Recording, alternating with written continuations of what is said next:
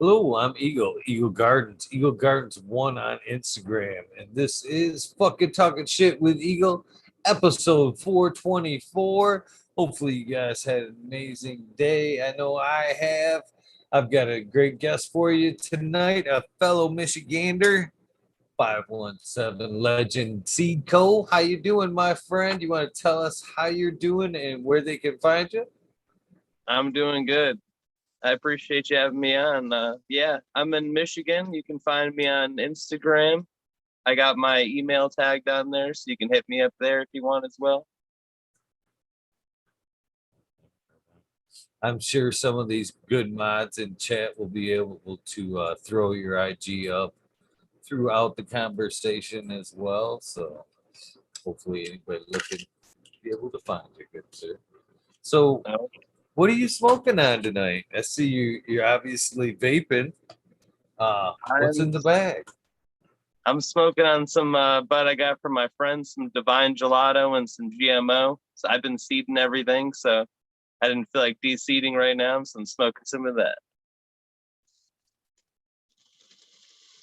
Fair Definitely enough. very Fair nice. enough. So I guess we usually start this conversation off right off the bat with when did cannabis enter your life? If you don't want mind telling me. When was your first experience with cannabis? Well, it was back when I was 14. I was hanging out at my friend Cody's house, and they busted out this little, those things that come in a tube and you could squeeze it out and you put it on something, but this was like a little pipe shaped like that to blow bubbles with it, and like they just put some aluminum foil in there and we smoked out of that thing, and it definitely worked really good. But they kind of let me take it home with me, and my mom found it in my pocket and found out that I was smoking. So yeah, I was only 14 then though. Right. Yeah. So But you yeah, ended it's up been being the fall guy for the first time. Well, right. almost. That's so. It Did deter- that? How big of a dent did that put in it before your the next time? it didn't deter me at all. Like I think it just made me want to do it more. You know what I'm saying?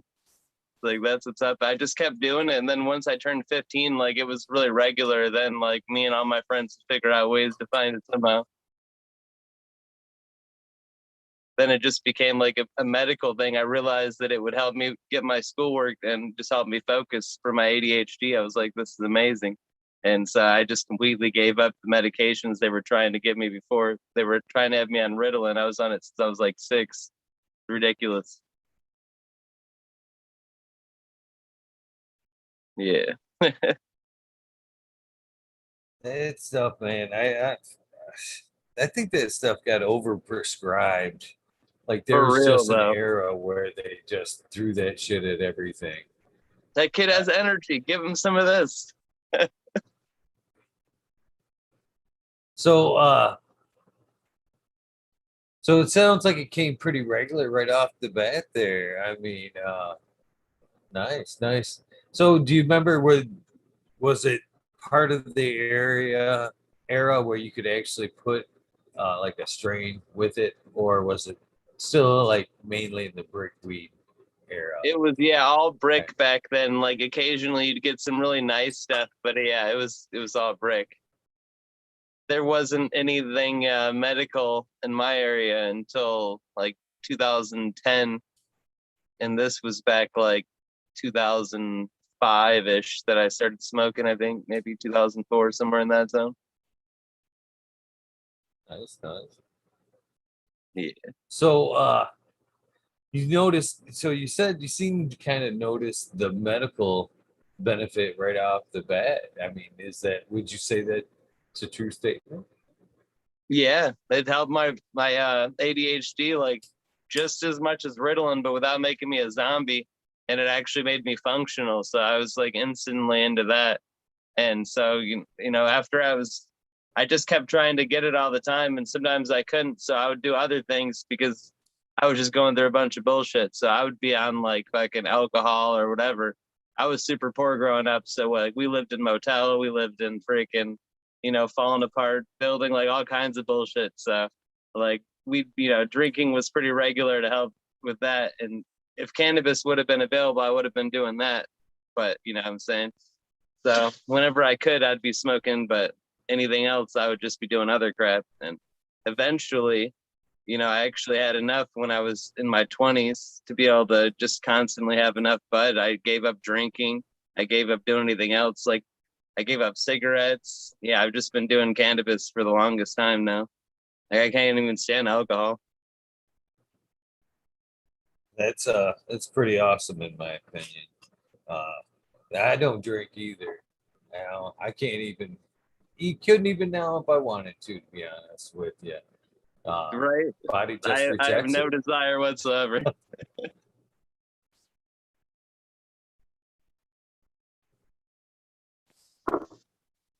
So, when I believe it was like 2008 here in Michigan is when it became medical, or Yep. we had our first opportunities at medical. Uh, is that when you jumped on board with the medical aspect of it, or did you? I heard you No, I mention was I was still getting 2010. it. I was still getting it and self-medicating, but there was like nowhere around to really get your card at that point in time. So I just, did my thing and just kept self-medicating.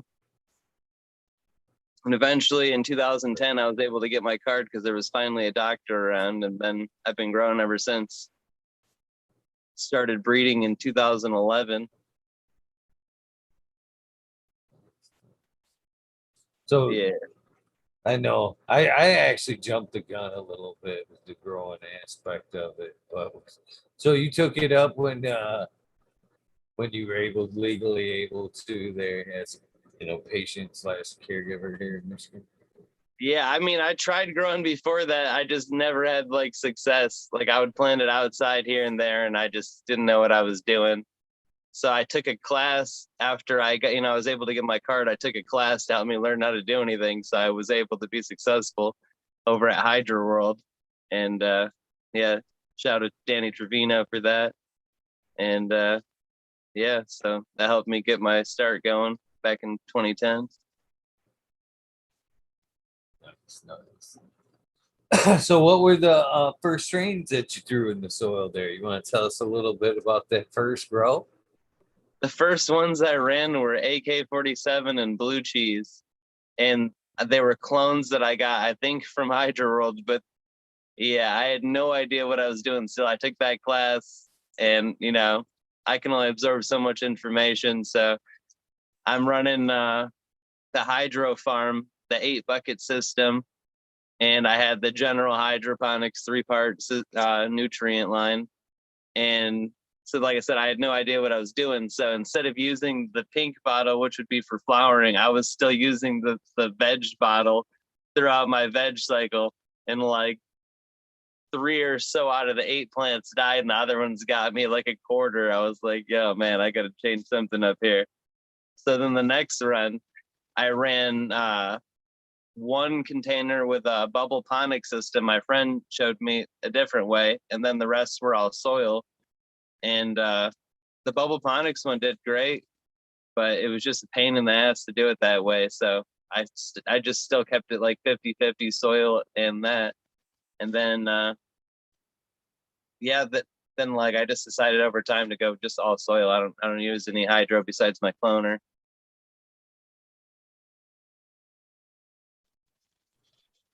I don't blame you there. That fucking hydro can be a headache, man.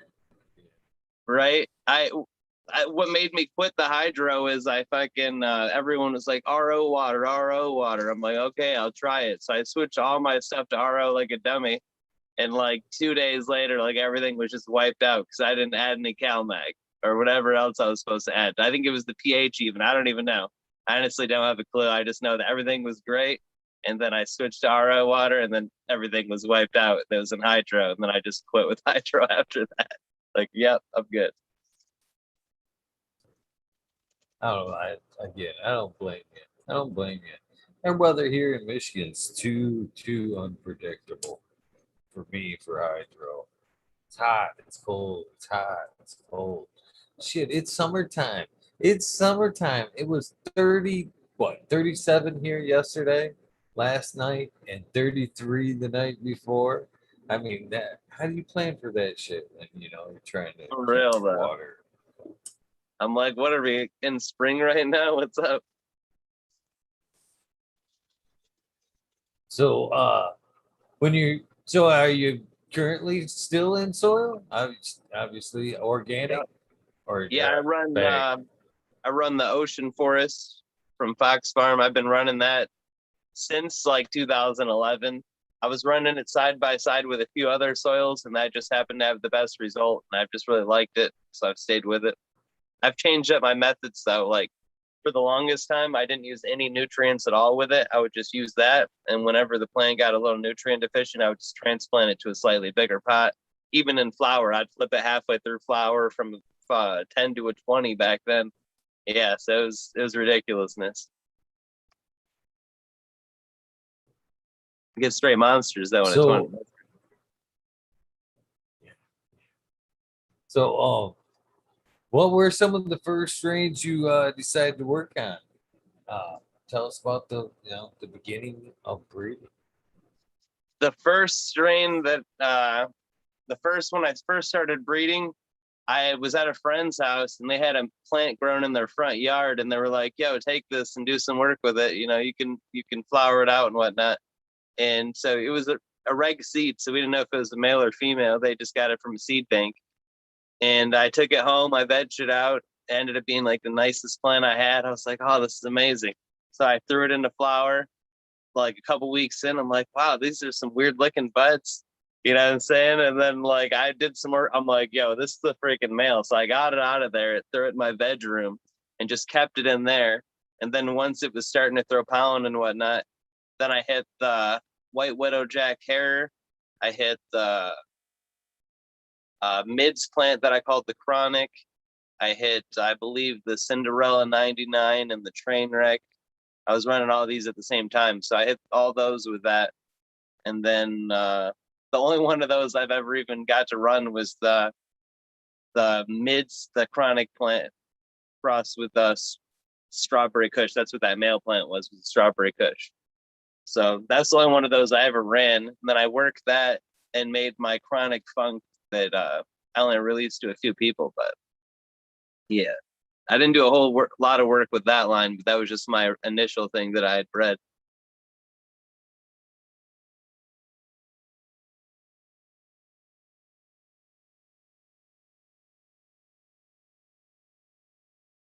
So, what initially made you want to start breeding? Was it just What made me want to wanting? start breeding was realizing that a lot of the strains that were available just did not affect me properly. Like I said, it helped me with my ADHD, and a lot of the stuff that was then available was not helping me with my ADHD at all. And I'm like, well, this is not good. So I had to do something to preserve it. And then my friend, he started running some mids plants and he got a male. And I'm like, yo, you got to let me get that pollen. And so I took that and I hit an OG Kush plant and I hit Snoop Dogg. I think it was called Death Star OG crossed with Chem Dog, if I'm not mistaken. It was bred by a friend. And then Ultra Sour and a couple other ones. I hit all those with that mids plant. But then the one I ran was the OG Kush times that mids plant called the OG Mids. And I took that and I hit that with kosher gorilla to make my kosher mids. Kosher gorilla is Gorilla Glue 4 S1 times kosher kush bred by my friend Juan. That made my kosher mids. And then I took that same kosher gorilla I was just talking about and hit a plant called Drop Funk, which is Chem 91 times lime green brickweed from the early 2000s. That was bred by my friend Drop Funk. And so that made the kosher gorilla funk. And then I took a sweet female of the kosher mids and I hit that with the kosher gorilla funk to make my funky mids. And then I've used that with numerous strains. So I've definitely done a lot of work with that original brickweed cross from the OG Kush to the brickweed. pretty awesome, man. That's pretty awesome. So, what are some of the terp profiles of some of the strains you got? What do you tell me about some of the stuff you're working with currently? Well, cut wise, the drop funk is like a funky, skunky, like hard to describe strain. If you cure it just right, it smells like dill pickles, like it's crazy. And then the Frankenberry is another one I used to breed with. That's when I got back in 2011 or so. Like it's Strawberry Cough times Northern Lights #5, and that was bred by a dude in Flint. So it's not the strain on the internet that's labeled as Frankenberry. It's something different. But you know what I'm saying? I didn't name it, so that's just what it's called. And that one has like straight up Skittles terp profile. It's more like a lemon lime Skittles though. But I use that to make a bunch of stuff like my gold francs, and the gold francs is that times the 78 Acapulco gold. The gold francs is basically the same terp profile with more of a lime, so it's like Skittles but lime leaning, and that stuff's super crazy. I use that to make my recently released Kumite. I use that Frankenberry to release the Franken skunk, and those were both hit with 80s roadkill skunk to make those. The roadkill skunk is like a bitter lime, but it had like a crazy burn your eyes and nose. It was like, what the fuck? It was like smelling a pepper, but didn't have any pepper smell. It was very crazy. And let me think. I got all kinds of different strains. I got like 30 different strains. So it's really, but one of the ones that I have that I made a while back is called Cake Face. That's blueberry pancakes times Space Modo GF2. The blueberry pancakes is a clone only 28% THC with blueberry pancakes and syrup terps. I still have that as well, but that's the mom of the Cake Face. The Cake Face is like that, but it also is like vanilla. And while it's flowering, like for most of the time, it smells like squished bugs. So, I mean, I'm not really the biggest on terps. I'm all about effect. The Cake Face is like just put you on your ass, just like you're not going to do anything for the rest of the day if you smoke that stuff. The drop funk is for if you got stuff to do, you just take like a couple puffs of that and you're just out getting stuff done. Like they all have like specific effects that make them unique is what I breed for. Is the effect and the lineage. The terps like the third thing on my list for what I breed for. But it is important, you know, it's just not as important as the other factors to me. Most people the terps is like way up there, but effect is #1 because it doesn't matter what it smells or tastes like if it doesn't work right for me. Gotta have that proper medication.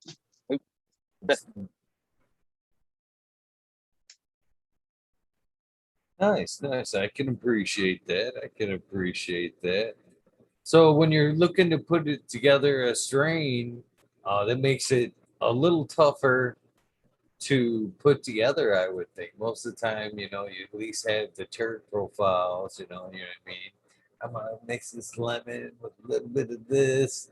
You've kind Yeah, of got right. a little bit of something in your head, you want to go by. So how do you formulate a recipe uh, in your situation? Well, I mean, when you're putting something together, how do you, For what's your me, I process? use a lot of heirlooms and land races, which are highly inbred. So I know like exactly the type of traits that they're going to be packing it and if they're going to be dominant or not. Like I use the Matanuska Thunderfuck and I use that in a lot of stuff. And that's really dominant in the Skittles, eucalyptus type terps. And the effect is like really fucking strong on in your head type effect. And it seems to pass those very effectively. So I've used that in a lot of different things. And then I've used the Maui Wowie. That passes the lime diesel terps, and it also passes the like hardcore, just feeling it mental stuff too. Like I smoked the GMO times Maui Wowie, and literally 2 hits had me just stuck for like 15 minutes where I remembered I was even smoking to finish the bowl. And then it hit me for like 4 hours. So it's great stuff. But I use stuff like the So, GMO to add the extra THC so that I know that the THC content is staying high. So the effect that I am passing will be affecting you well, because I see the THC as the magnifying glass. So as long as you have the right effect, the THC will magnify it. So I try and pass the effect, but also stack the THC in certain ways to make sure that it stays high while keeping the effects in a certain way, and the terps. But like I said, the terps are less important to me than the effect. It's just more of like a byproduct. I just go for the effect, and then I know that the terps can be passed in some things, like the MTF and the Maui both pass the terps very effectively.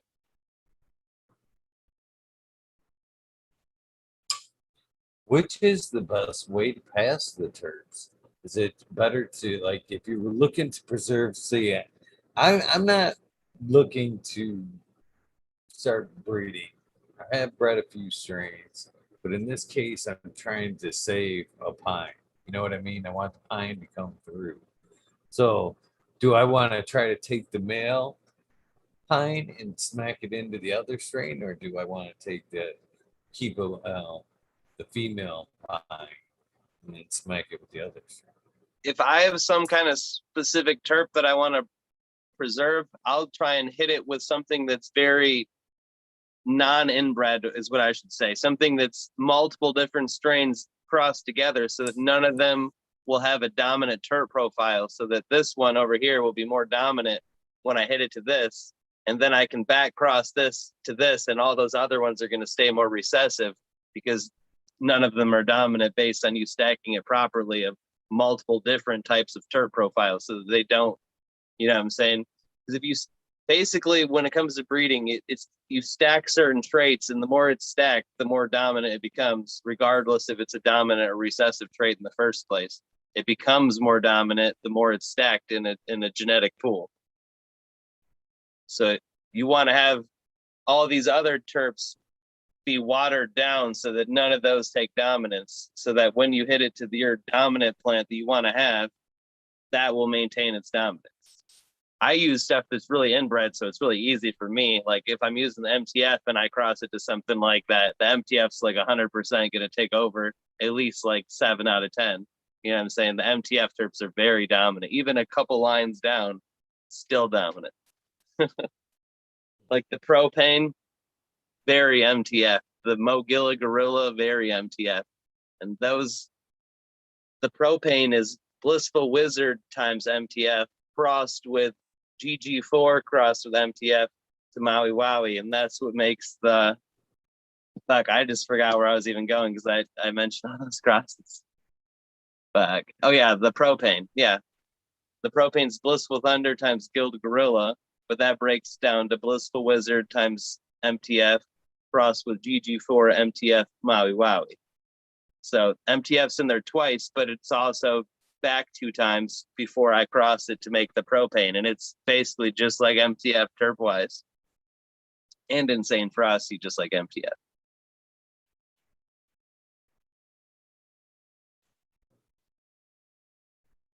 So, what would you say would be your most strongest strain out of your lineup?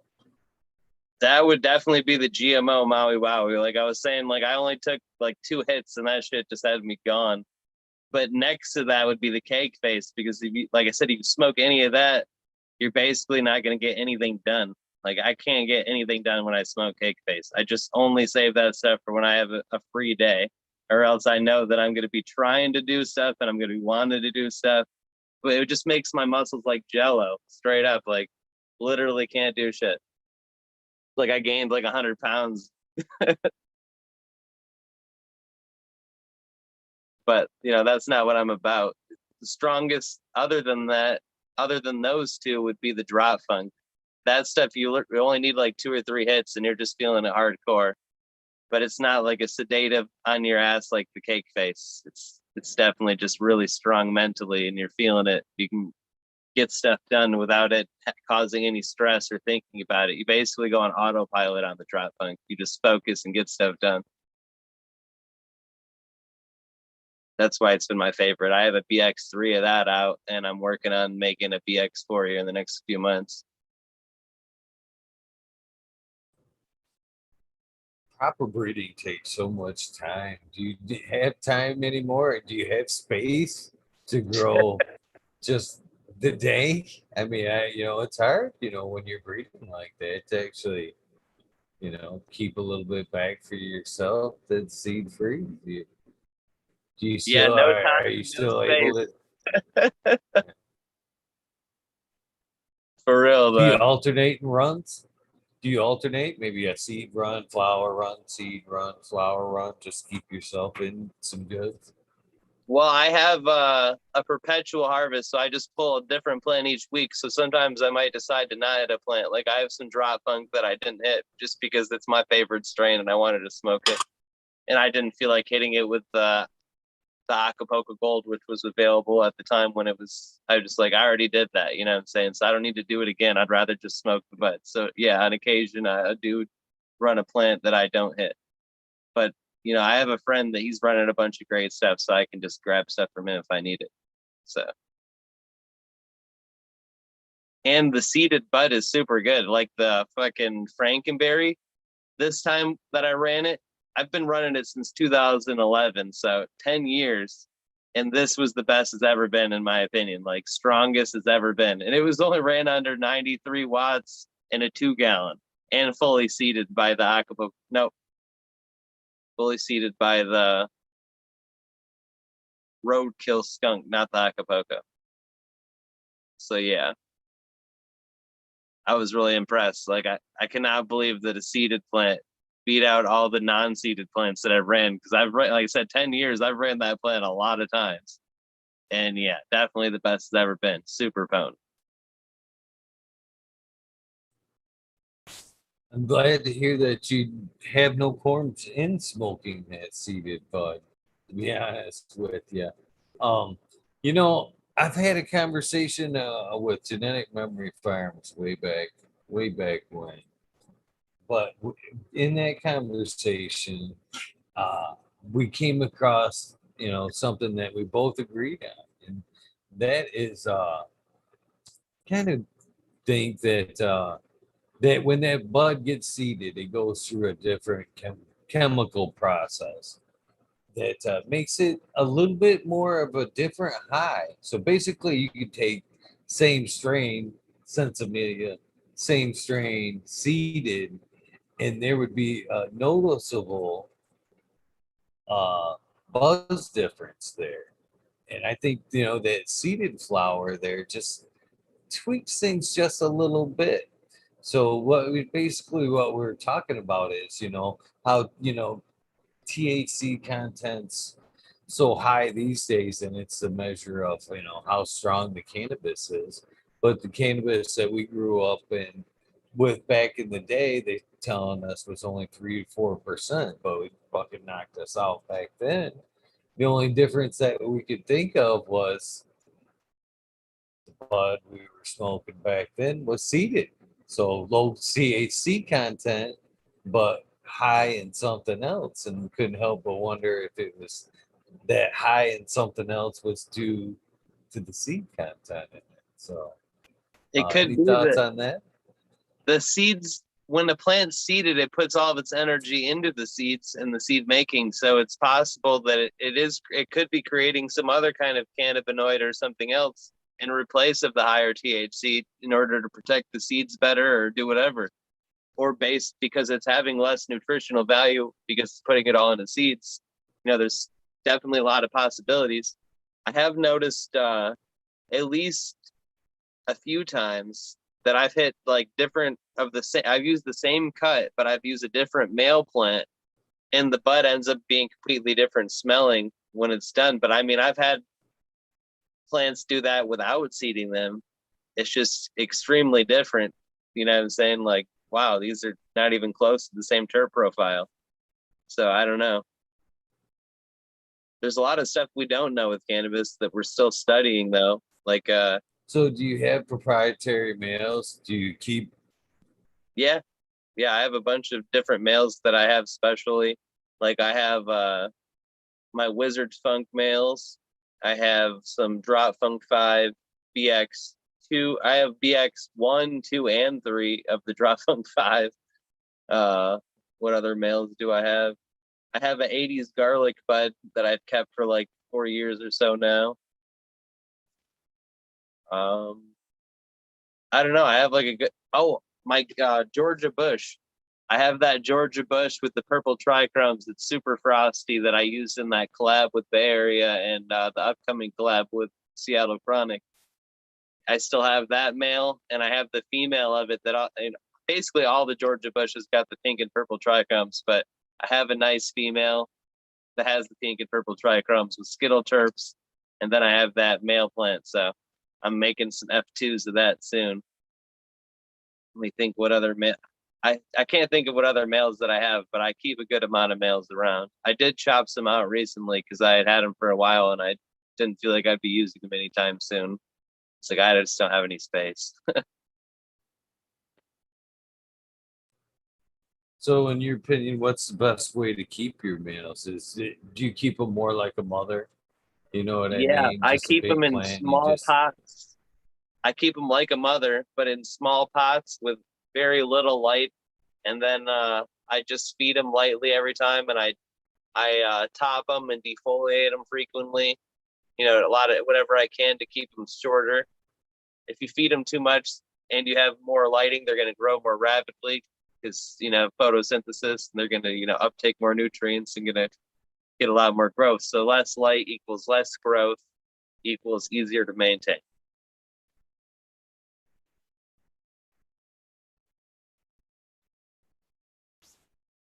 so.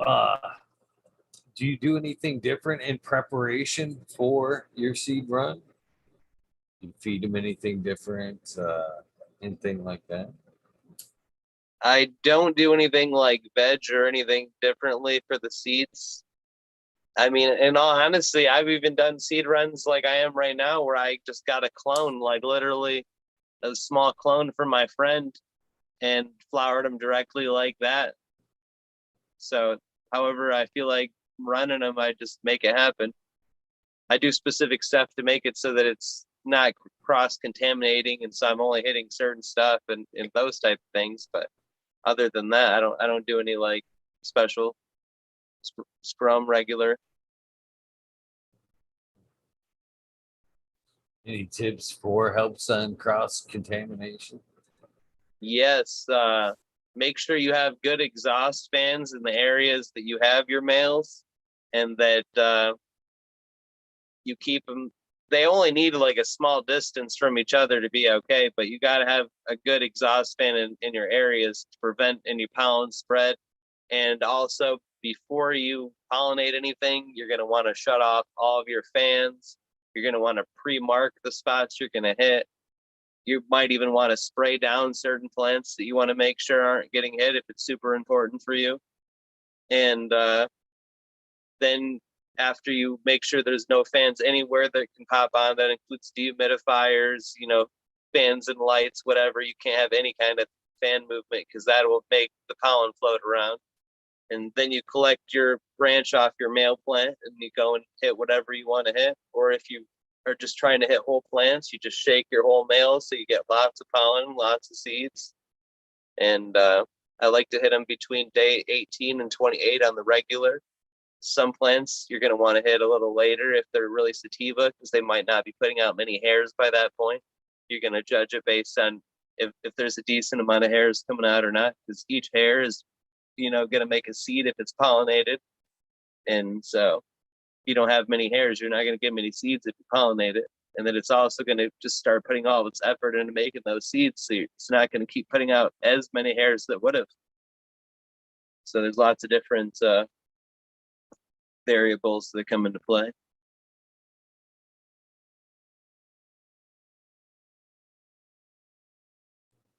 So, can you tell me a little bit about your grow style? Start what rewind a little bit. You want to tell me how you manicure your plants? With your training Yeah, a little bit. Veg. for sure. Yeah, I like to keep them as small as possible because I have so many plants. I have like not so many plants, but so much variety of plants. I got 30 different females or something like that, and around 10 to 15 males.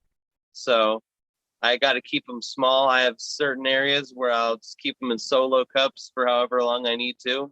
Just to do that, I just top them as necessary, and keep them with a small amount of nutrients so they're always getting what they need, but they're not getting enough where they're wanting to grow rapidly.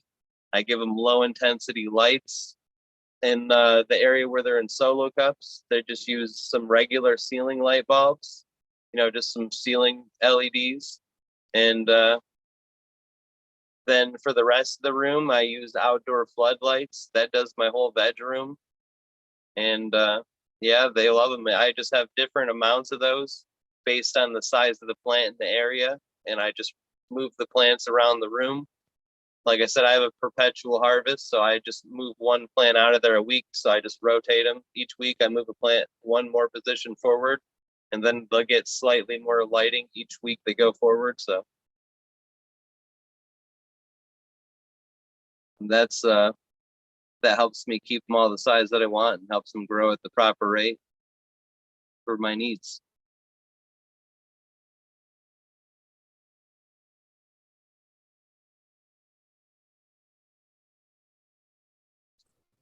Gotta love the perpetual. Gotta love a perpetual.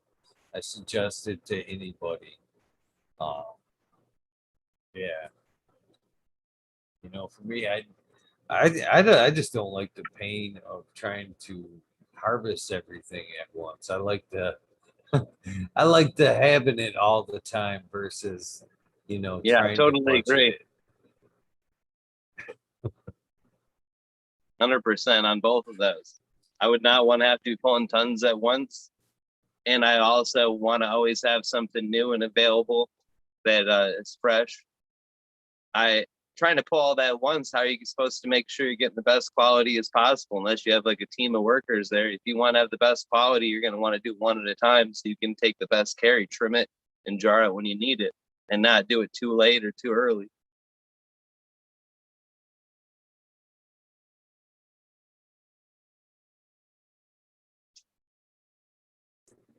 Well, again, in your instance, man, I couldn't imagine having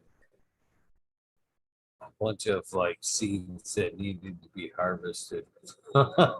Harvesting can suck as it is, but to have to go back and collect all the seeds out of a large harvest, and split things up would make things ooh, way Yeah, more for difficult. for me, I just like to Painstaking. dry them like regular, and then but I dry them a little extra to make sure So that I they're. guess that's my next question is do you do them all at once or do you like store and just kind of pull them out when needed? Break some down and harvest some seeds. Yeah, I chop the whole plant at once and I dry it like that until it's a little past dry like normal. That way you don't have any moisture in the jar, and then I trim it and jar it. Then as I need it, or as if I feel like going through extra, then I will. But it's generally just too much to do it all at once. Like I have so much going on, I can't just sit there and de-seed it forever and do all that. So I just jar it up, keep it like that, and then I'll de-seed it here and there as necessary. I actually have a bunch of different jars of different strains. Like I got a little bit of Coco's cake left in there. We got purple trike. Can't really see in that. I got pancake mix. I got all kinds of different stuff in jars. I keep them in jars that way they stay fresh and whatnot. Some of the red flag seeds.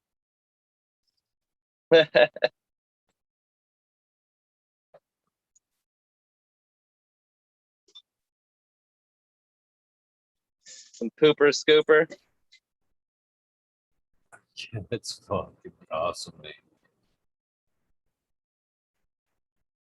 man. Smells amazing too. It's like sour GMO funk because it's the Maui Wowie times GMO. The Maui Wowie passed sour lime diesel terps, but the GMO is also pretty dominant, so it just got the sour GMO on that one. But the other pheno is like sour lime diesel, the one that I said is even better. Jay Huggins in chat wants to know where can they get the seeds Is it just through IG? Is there a website? I've seen. Will you be at Gene Traders coming Yeah, up?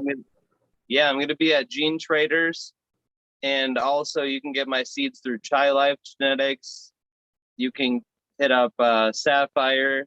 You can get at Neptune. Neptune just has my pancake mix available, but Chai Life has the Pooper Scooper, the Kumite, the Totally Skunked, Yeah, Coco's Cake. yeah, we just had Gene Traders on the show the other. Yeah, I'm definitely going to Gene Traders. I already have Sorry about a that. yeah, I'm a vendor there and whatnot. That's for sure. I plan on having the Pooper Scooper, Rad Plaid, and possibly some Kumite and Frankenskunk with me as well. Then I'm going to be signing stuff, and I'm going to have some shirts and some posters. That's awesome, man. That's awesome, man. I think that's an awesome thing that he's doing there. The Gene Traders kind of having all the good stuff from the cups without the bullshit. You know what Right? I mean? For real, though.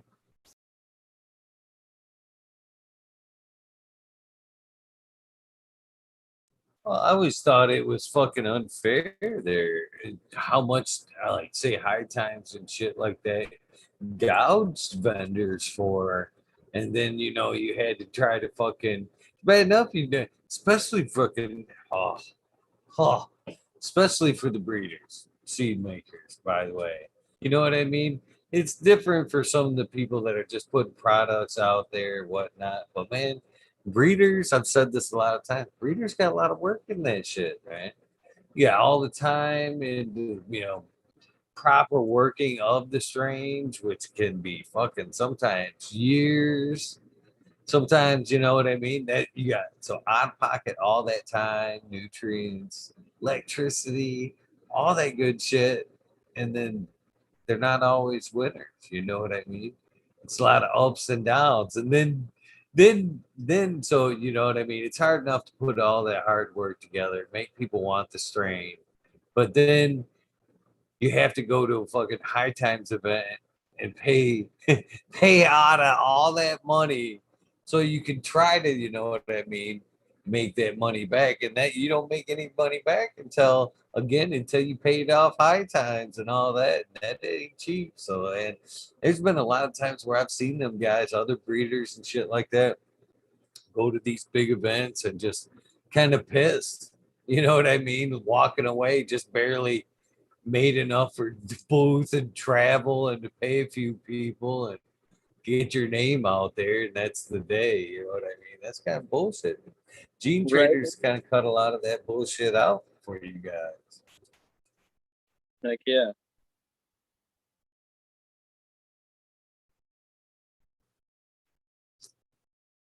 So that's pretty awesome. Pretty awesome. Um, so how has your grow change other than hydro to soil? Has your lighting changed throughout through the years there? Oh, yeah. Yeah, I used to run metal halide in the veg, and now I'm just all LED in the veg. No, not in flower at all. Not in flower yet. Um, no, I do some flowering in LED, just not very much.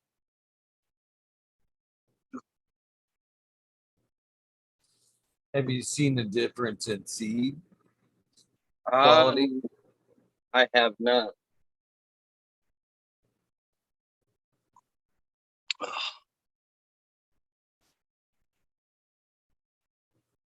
So, any tips on, say, drying seeds and all that good stuff, harvest and dry?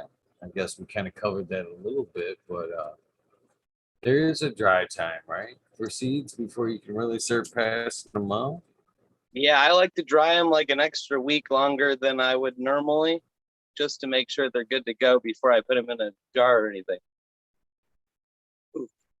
Yeah, for some reason I'm starting to feel like mad nauseous though. Thing might have to pop off here, at least for a minute or something. Right on, right on. Ugh.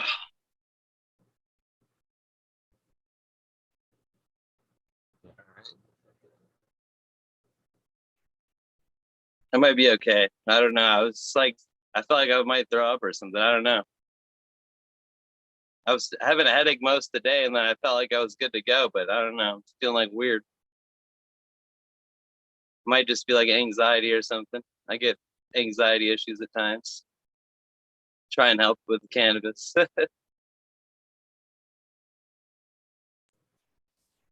Yeah, it must be something in the Michigan air today, man. I've had that headache today myself, man. I've been kind of fighting one off, man. I don't know.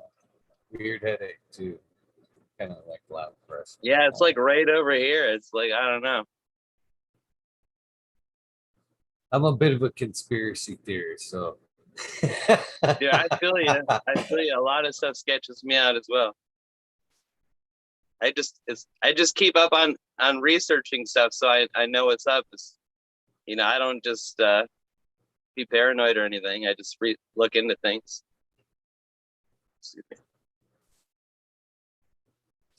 So, what are some of your favorite strains to smoke? The drop funk, the cake face, the frankenberry, the Alaskan funk, the blissful thunder. I like the GMO, the Mowawi, the Georgia Bush. Let me think. The blueberry pancakes. Yeah, there's a lot 30 of strains I strains. love. And, yeah, 30, man. That's quite the catalog there. Yeah, for sure. Is there anything that you're looking to acquire to bring into the garden to work with next? Well, I just got the Granddad Perp seeds from Authentic Genetics, and I'm going to be getting the Northern Lights 5. But there's not really much I'm trying to get. 'Cause, like I said, I like to use the land rice and heirlooms and stuff. And so I like to build my stuff from scratch for the most part from those, other than I like to use occasional cuts like the GMO to add the THC to make sure that I'm not going down in THC content. It just kind of saves time to use that in some ways, but I don't utilize those in everything. Like some stuff I'm just building completely with land race and heirlooms. Like I have Yoruba Gold right now, which is Nigerian Yoruba's Bantu, crossed with the 78 Acapulco Gold that I'm running right now. And then I'm going to be crossing that with some stuff here soon. Let me think what all I'm even running with it. I can't remember what all I'm running with it, but I'm making F2s for sure. And I'm probably going to be hitting some other stuff like the Frankenberry and I have an Acapulco Gold female I might also hit with that just to make like a BX. But yeah.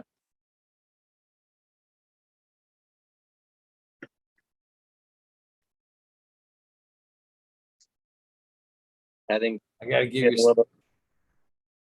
What was that? Sorry about that. I got a little bit of a delay here on my end. I was gonna say I'm giving you a little bit of a props from.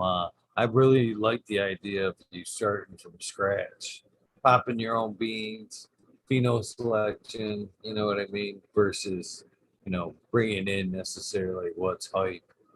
It seems to be a common fad for a lot of people these days. These kind of instant breeders not wanting to do the work. You know what I mean? Just Right. bringing in cuts, smacking them with whatever. Just so I got to give you some major props for starting some stuff from scratch, doing your own work, man. Uh, hell yeah, man. It's I awesome. greatly appreciate that. Yeah, for me it's always been about preservation. And you know what I'm saying? Like ever since I realized that there was strains that didn't have effects that would be beneficial for me, I realized that I had to preserve stuff and I've just been working for it since. And that's actually how I got a lot of the old school heirlooms and land races because people seen they seen my passion for preservation, so they were willing to trade me stuff, things that I had bred for stuff like that, so I could use in my tools to breed new stuff. that to help preserve those different things as well, and not just the brickweed, but the old school different strains. Like recently, I'm working on the Acapulco Gold regens right now, and I just finished up the Roadkill Skunk regens like a month ago or so. So working on preserving a lot of the old school genetics in pure form, and that's one of the reasons I'm also doing hybrids as a secondary way to preserve them. So that way I can work them around with different strains and then work them back together in order to maintain the terp profile and effect, but then gaining like more yield and more THC content and faster flower, all that modernized stuff that we've done over time, but making sure that I'm maintaining the specificness of the strain that I'm also trying to maintain. So I'm doing it in pure form and then also working on forms like that. So that's like mainly what I do. All about preservation. Well, looking down that Instagram of yours, man, a lot of these strains are fucking frosty as hell. That's for sure. Pretty, pretty good work, my friend. Good work. Well, thank you.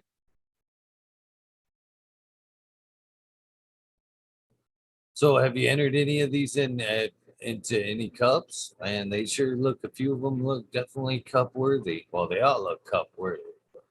You know what I'm saying? Have you entered it?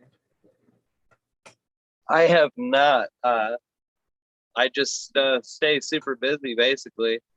I can barely even keep up with stuff as it is. Like sometimes my plants are practically a little upset because I can't do it all. You know what I'm saying?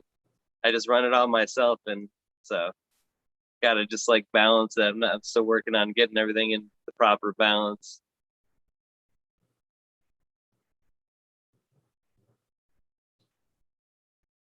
So, what do you look for when you're bringing your males into your projects? Is there any certain traits that you look for in the male? Lineage is what I look for in males. I use males that have a specific lineage that I'm looking for, and that way I know that I'm passing that lineage on to the female that I want it to be worked with. That's what's important to me for males. And basically every male that I've ever ran was frosty. I feel like the reason people don't get frosty males is because they don't flower them long enough to mature properly. So then it's not going to get frosty.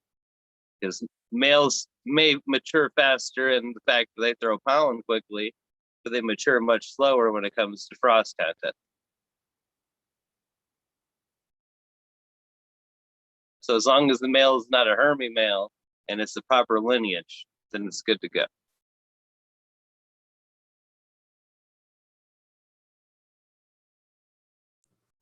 So, do you breed just regular seeds, or do you breed femmes as well? Yeah, I only release regular seeds. I have made some femmes in the past for myself to work with, but yeah, I only release regulars. I do this because, like I said, it's all about preservation for me. So releasing regulars helps make it easier for people to preserve them. And so, other than just strictly for collecting, most people like to get my stuff so they can breed their own seeds.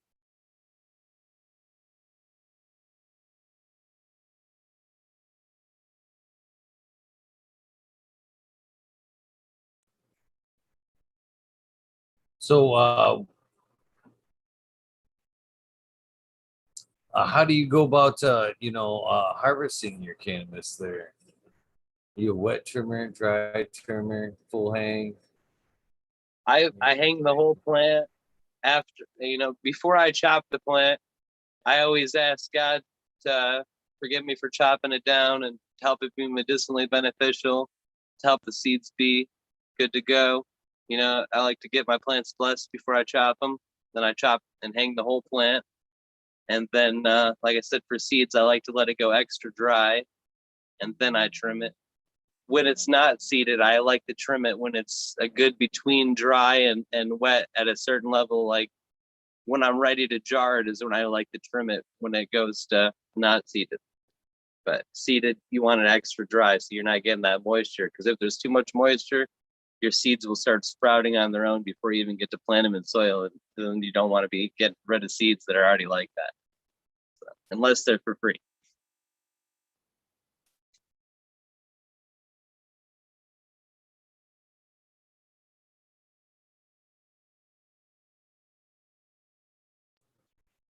Do you do anything with your extra material other than do you make like say bubble out of it to make edibles? Do you do anything above and beyond with the plant like that? I mean, because that's a lot of it. That's where a good portion of the medicine is. I think is adjusting it like that. Yeah, I make salves.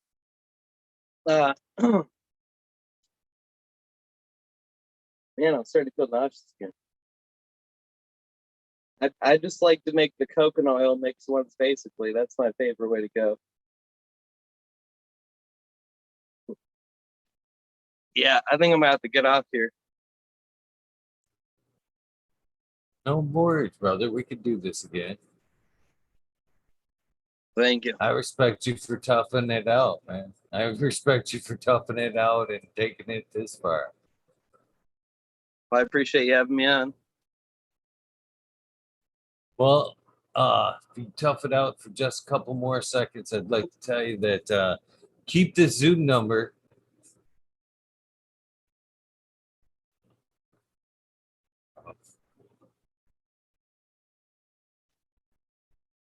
Well, guys, we're gonna have to wind this one up early.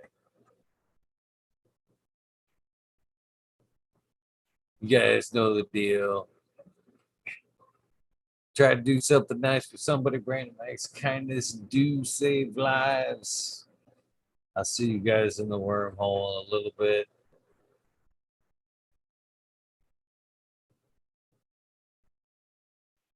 517 seeds. Oh, I hope you feel better, my friend. Give me a DM and we'll reset this up.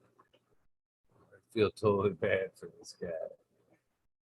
I'll talk to you guys in a bit. We are out of here.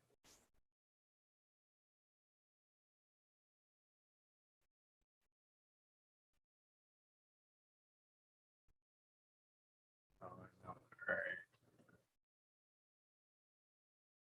Yeah. Give this poor guy a break.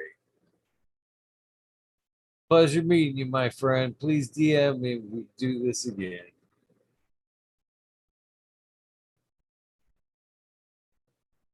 You guys have a good one. I'll see you in a bit.